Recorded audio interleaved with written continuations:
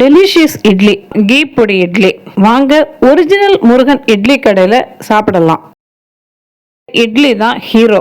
அந்த இட்லியோட டேஸ்ட்டுக்காக திரும்ப திரும்ப இந்த ஹோட்டலுக்கு போகலாம். இட்லி தானே ஃபேமஸ், அதை தான் நாங்கள் முதல்ல சொன்னோம். நாங்கள் போனது முதலாக முருகன் இட்லி கடை ஆரம்பித்த மதுரை மேலமாசி வீதி பிரான்ச். சாப்பாடுனா தலைவாழை இலை, டிஃபன்னா பெரிய வாழை ஏடு. இதுதான் மதுரை மண்ணோட சிறப்பு. அதை விடாமல் ஃபாலோ பண்ணுறாங்க முருகன் இட்லி கடைக்காரங்க. 2 இட்லி சொன்னதுமே ஒரு பெரிய வாழை இலையை கொண்டு வந்து போட்டாங்க. உடனே சுட சுட இட்லி. முருகன் இட்லி கடை ஸ்பெஷல் ஐட்டமான 4 வித சட்னி, இதோ அதுவும் வந்தாச்சு. சூடான சாம்பாரும் வந்துடுச்சு. அப்புறம் என்ன, ஒரு கட்டு கட்ட வேண்டியது தான். தேங்காய் சட்னி, மல்லி சட்னி, புதினா சட்னி தவிர கார சட்னியும் கொடுக்குறாங்க.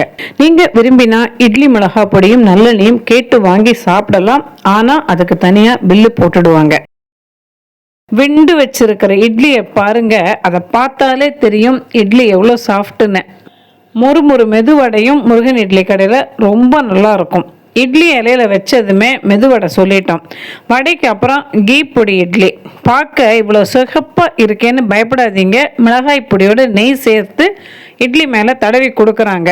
அதனால் காரம் கம்மி தான், ஆனால் டேஸ்ட்டு ரொம்ப நல்லா இருந்துச்சு. முருகன் இட்லி கடையோட மெனு ரொம்பவே சிம்பிளுங்க. தோசை மாவும் இட்லி மாவும் ரெடி பண்ணிட்டா உடனே ஒரு முருகன் இட்லி பிரான்ச் ஆரம்பிச்சிடுவாங்க போல. நெய்ப்பொடி இட்லிக்கு அப்புறம் முருகலா ஒரு சாதா தோசை சொன்னோம். தோசை பாருங்க எவ்வளோ கிறிஸ்பியாக இருக்கு. நாங்கள் போன அன்னைக்கு ஜிகர்தண்டா, பருத்திப்பால் ரெண்டுமே இல்லைன்னு சொல்லிட்டாங்க.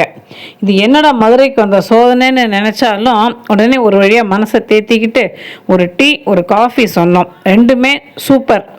நெய்ப்பொடி இட்லி, நெய்ப்பொடி தோசை, நெய்ப்பொடி ஆனியன் ஊத்தப்பம், நெய் ஆனியன் ரவா தோசை, இப்படி நிறைய வெரைட்டி இருந்தாலும் முருகன் இட்லி கடையில் இட்லி தான் ஹீரோ.